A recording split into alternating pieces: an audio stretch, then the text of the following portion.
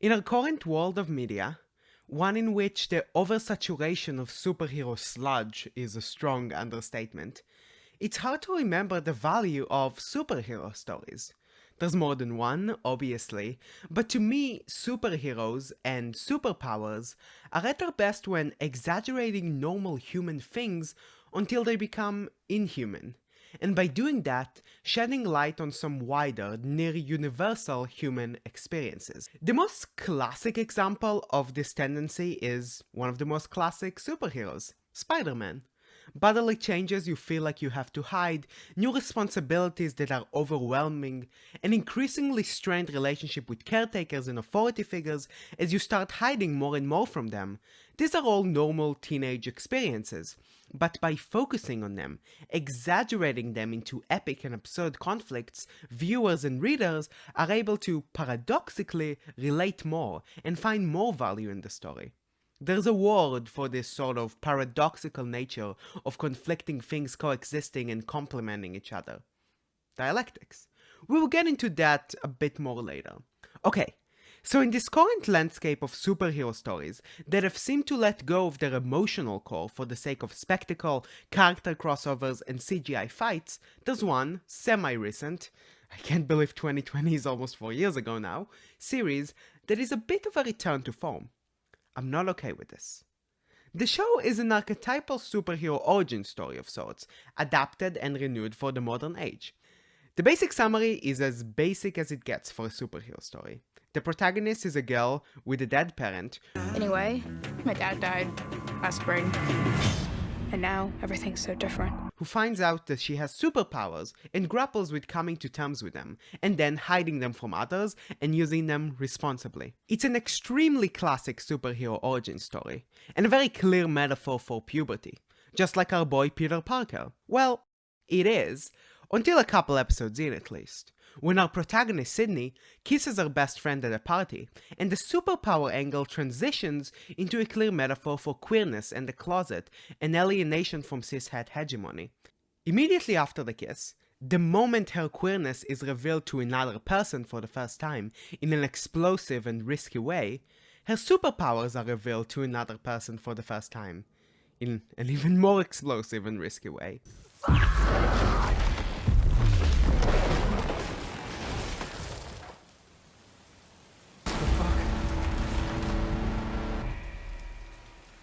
Sam!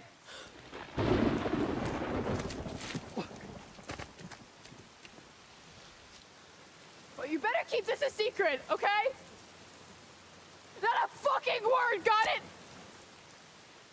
Promise me, please! It's a very clear and intentional connection. Can these two differing meanings coexist? Well, that is an unfinished question. Because only a few episodes later, the perceived thesis of the series is flipped on its head again. It's revealed that Sydney's dad, who died by suicide, also had these powers. The framing of these dark powers as a representation of mental health struggles becomes extremely clear, with the constant insistence that Sydney is just like her dad.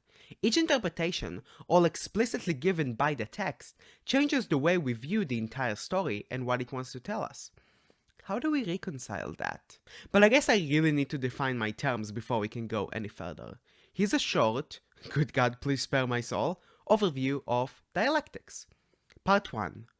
Dialectics. Okay, so let's start at the most basic and unspecific and zoom in towards the parts that are relevant for our purposes. Dialectics comes from, surprise surprise, dialogue. The idea that new ideas and progress are created through the dialogue of conflicting ideas in order to resolve their contradictions. Well, that's how Hegel saw it at least, but our boy Karl Marx, friend of the channel, the developer of what most people nowadays mean when they name dialectics, with the possible exception of psychiatrists, but we will get there, well, Marx liked the idea of progress and change happening through conflicting things, attempting to resolve their internal contradictions and external contradictions between them, but he disagreed with Hegel on what these things were. Marx famously said that Hegel had dialectics flipped on its head, and that's because Hegel was an idealist. He thought ideas and thoughts were the base of, or existed prior to, material reality. Marx was a materialist. He thought it went the other way, and it was our environment, and importantly our mode of production, capitalism, socialism, feudalism, hunter-gatherer societies, etc., that shaped the way we think and what we can imagine. From this sprouted dialectical materialism, arguably the most important theory of Marxism, and if that's concerning to you, this big scary word Marxism, which, first of all, I don't find likely since you've been watching a girl with dyed hair and pronouns rant about queer media and philosophy for a while now, but for the few of you that find socialism scary, don't worry about it. Dialectic materialism makes total sense, and you probably already practice some of it without even knowing, even if you're not a dirty commie like me. Well, saying that it makes sense is kinda controversial. Dialectics is very complicated and interpretable, and I am by no means a scholar of it. But I think while applying it can be quite difficult, its tenets are pretty simple, maybe even self-evident. Also, I swear to God, we will return to talking about the show after this, and why I brought this up will make total sense in just a second. The first tenet, not in order of importance, is that which relates more obviously to the root of the world. The world is in dialogue with itself, full of contradiction and change. This understanding opposes a lot of how the Western capitalist education system operates. It teaches you facts about the world, saying, this is how things are, know it and adapt to it. In his famous book Pedagogy of the Oppressed, Paulo Freire argues, amongst other things, that this method of banking learning, passing dead facts from the teacher to the student, is not only ineffective, but a method of oppression, deadening the world and the learners, which he confusingly but poignantly calls teacher-students and student-teachers. And if you want to know which is which, I have no idea. And removing autonomy. This tenet is tied to one of Marx's famous quotes, my personal favorite, and the one inscribed on his tombstone. The philosophers have hereto only interpreted the world in various ways. The point, however, is to change it. Dialectics shouts that the world is alive, we are alive within it, and there is no objective observation, there is no learning without doing, without changing. Everything is change. Okay, next tenet. I hope this makes sense to people. I'll put some sources in the description for further reading if you want more. The second tenet, and all of these are connected, fittingly the binary distinctions between them are quite arbitrary, is that of wholeness. Because the world is a web of conflicts and relationships, and not a set of dead facts, one part of the system cannot be understood without knowledge of the whole. This is a pretty major part of intersectionality, and is one of the parts of dialectics most threatening to the neoliberal hegemony. Margaret Thatcher, the mother of neoliberalism, famously said in one of the most succinct versions of neoliberal ideology and its method of disrupting resistance, there is no such thing as society. They are individual men and women, and they are families. And of course, if there is no society, there's no hope in any systemic change. The only way for improvement is individual.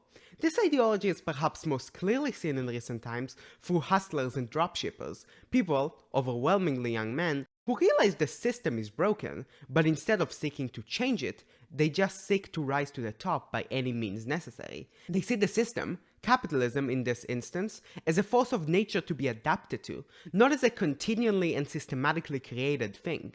This is one of the basic tools of ideology, naturalizing its own existence. As Mark Fisher said in one of my favorite books ever, Post-Capitalist Desire, ideology doesn't arrive and say, I am ideology. Ideology says, I am nature, and this is how things are. This is one reason why an holistic understanding of the world is so important. It gives us the tools to understand not only what an issue is, but how to solve it. And it goes both ways. Just as feminism without class analysis is incomplete, so is class analysis without feminism. The final tenet we need to understand stems out of the other two. Since the world is alive and ever-changing, and since one cannot understand parts of it without understanding the whole, the world, and our experience of it is, contradictory. Multiple truths exist at once, and while it seems on a first glance they cannot coexist, together they create the greater, fuller truth. Examples can be big and political shit like the current rise in anti-trans rhetoric and policy is a cynical distraction from people's material conditions and the incapacity of leaders to solve them, and at the same time, this wave is incredibly dangerous and killing people, and many of its proponents, even in government, do believe it, despite the fact that it has a cynical use. Abandoning that first truth is how you fall into assimilationist or transmedicalist politics, and abandoning that second truth is how you fall into anti-identity politics semi-leftism that leaves queer people behind because the culture war is a distraction. The IMT. It can shape the way we look at justice. People are products of their environments, and also must be held accountable for their actions. But examples also include small and personal stuff like, I can make people's lives better, and also, I am not a bad person if I don't maximize that to the fullest, because I also need to live and prioritize myself. This is the sort of dialectics that get used in therapy sometimes, even simplifying it to something like, this person loves me, and their actions hurt me. I love them, and they made me mad. I am a good person, and this thing I did was wrong, etc., etc. There's a great power in holding two contradicting truths at the same time. Anyway, there are a billion more examples and also a billion more things to be said about dialectics, like the negation of the negation and quantitative change turning into qualitative change, but those are more economical and political, and while fascinating, not as closely related to this show we are supposedly talking about. So I left it all out, but I encourage you to read more about it. Again, sources in the description. Yay! So yes, the show we are talking about. Part 2. The show we are talking about! So, with all my talk about dialectics, you probably feel like you get my point by now. It is about adolescence, and queerness, and mental health. But stating that and ending here is wrong, because it misses the point to all of this. Why is the show about all of them? Well, the level 1 answer is because Sydney, our protagonist, is all these things, and she deals with all these things. But Sydney is not a real person. The writers made her, decided everything about her, and there are plenty of stories that don't have such thematic changes throughout. I had a pretty different experience watching the show than the average cishet person watching it, I would dare to estimate. Like for example, my dad, who I made watch this show for exactly this reason. I caught the queer subtext early on, before it became text, simply because it was fucking relatable. Falling in love with your best friend and not realizing it is the classic sapphic experience. Shame. I doubted myself though, thought I was reading too much into it because of my own biases and life experiences. It's been said over and over again that media is an empathy machine, but I would argue I'm not okay with this is a maximization of this concept. Basically everyone who should be able to watch the show will find the first act relatable. If you're not currently a teenager, you were one at one point, and if you haven't been one yet, this show is probably not for you. Shut up! The show leans into this universal adolescence with its setting. Vinyls and bowling alleys and superhero comics populate this world, while cell phones and texting and streaming Marvel movies are almost eerily absent. The setting is not about any specific teenagery, but a collective idea of what being a teenager is. I am a real-life, honest-to-God teenager, at time of recording, but when I go throughout my day, I don't usually think, wow, I am such a teenager. When I do my makeup while blasting angsty pop music, I do. When I have friends over late at night and we just giggle on the floor, I do. When I do my homework in pencil and paper on the kitchen table rather than on my laptop, I do. Media really shapes what our conceptions of things are, and the majority of media in existence will always be from the past, with past conceptions. These conceptions change, obviously, as we see with shows like Heartstopper right now, and maybe one day teens would think, oh my god, I am such a teenager, when they text in a group chat. But that day is not today. So what happens when you start a painfully relatable show and then learn it's about something you don't relate to at all? Like for example, the experience of being a gay. Well, you realize you do. Because just like with every other superhero story, or just like with any story for that matter, you don't need every single fact to align with your life to find value and meaning and perspective in a story. Figuring out one's own queerness is such a deeply classic narrative arc. It literally is the monomyth, the hero's journey. Living in a stable world, blissfully unaware until something doesn't add up. You don't want to challenge your life, you try to push it under, but at some point it becomes unbearable and you have to confront it. You try different things, seek guidance from different places, not everything works. It gets a lot worse before it can get better. And then it does. And you enter a new normal. You and your view of the world changed. This is the free act structure. And it maps on nearly perfectly into a queer experience. This is one of the biggest strengths of stories, of narratives, fictional or not. The ability to create or deny empathy. To tell the audience who, and therefore what kind of person, is a protagonist, who is a villain, who is a side character, and who is a number. As I'm writing this video, the genocide in Gaza is still ongoing. I pray it's not when this video releases. As I'm recording this video, a short ceasefire has just been achieved. I've attached some resources and places to donate, and even if a more permanent solution have been achieved by the time you see this video, there's still a lot more to be done for a free Palestine. By the way, if any of you are writing a comment right now calling me an anti-Semite, I'm afraid you're gonna have to change that label to safe-hating Jew or a traitor, because I'm very Jewish and very much grew up in Israel. Anyway, this fight about who is relatable, who is human, has been in the core of this genocide, and any other act of dehumanization in human history. This is what the Israeli kidnapped posters are about, and also what the Palestinian murdered posters who were put up in reaction are about, shaping whose story gets told, and who is a faceless, nameless number. I'm not putting up pictures because that feels disrespectful, but I'm sure you've seen them around.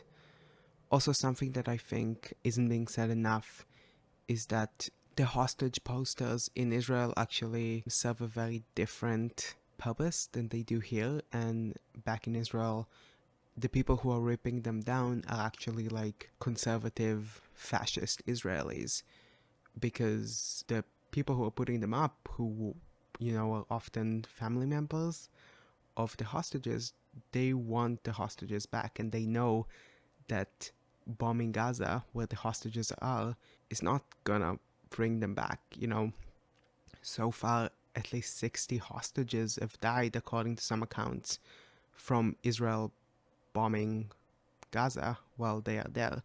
And obviously it goes without saying, but more than 15,000 Palestinians, most of them civilians, half of them children, have been murdered by the Israeli military since October 7. So actually in Israel, the hostages' families and the people who care for the hostages are the ones who are fighting the hardest for a ceasefire. And I think it's just fucking disgusting how those hostages are being used as a propaganda tool here in the West. Stories fucking matter. We all get to live one life. All the information we have about anything we have not directly experienced, and even what we experience, arguably, is learned through stories. Whether they are explicit ones, like fiction or even documentary, or implicit ones, like what facts of history we learn, and from whom, and what story they construct. But not all stories are created equal. Some maximize their capacity to matter more than others, for good or bad. As I said earlier, I'm Not Okay With This is one of those stories, aware of its power and ready to use it for good. It tells us that teenagers are teenagers are teenagers, humans are humans are humans, no matter what, all deserving of empathy. It feels very silly to say that we need this message now more than ever, because we've always needed it, and those things that say like we need this now more than ever, or it gets more relevant every year. I've seen a lot of them on 1984, which is one of my least favorite books ever, and I'll talk about it in an upcoming video about Avatar: The Last Airbender, so don't even worry about it. I feel like most of the time when people say we need this now more than ever, it just comes from a lack of understanding of history, kind of like lack of materialist understanding of the world. But I don't know. Even if we don't need this now more than ever, we need it a lot now. I guess this is what I want to do with this channel. Examining stories that matter to me, and why they do, and what we should do with them. Because I think not only can stories influence us more or less based on their construction, I think the way we interact with them is a big factor too. We can choose how much to take, how critical to be. That's a big goal for a YouTube channel, I know. But this is a big world with a lot of big problems, so maybe that's okay. Thank you for watching.